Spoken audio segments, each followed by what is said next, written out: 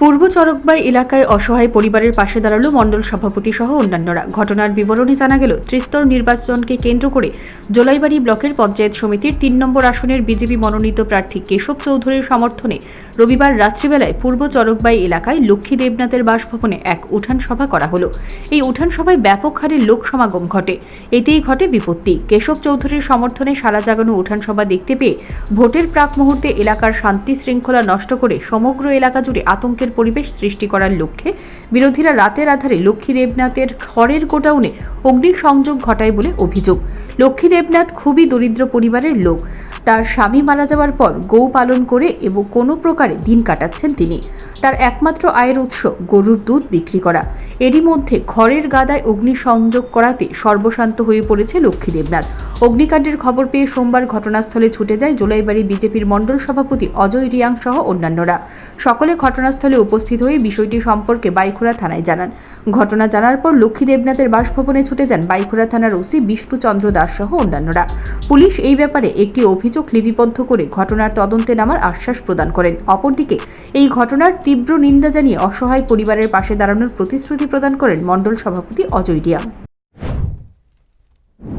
গতকালকে আমাদের ত্রিস্তর পঞ্চায়েত নির্বাচনকে কেন্দ্র করে আমাদের ৩ নং আসনের প্রার্থী কেশব চৌধুরীর সমর্থনে আমাদের লক্ষ্মী দেবনাথের বাড়িতে একটা উঠান সভা হয়েছিল। সেখানে এলাকার প্রচুর লোক এসেছিল এবং ভালো একটা প্রোগ্রাম হয়েছিল। তো রাত্রেবেলা প্রোগ্রামের পরে প্রায় আনুমানিক রাত 2টার সময় কিছু দুষ্কৃতিকারী ওনারা আছে, ওনাদের যে খেরোসিনটা গরুর খানা এই খেরোসিনটা আগুন লাগিয়ে দিয়েছে। তো অত্যন্ত নিন্দনীয় কাজ, খুবই দুঃখজনক ঘটনা।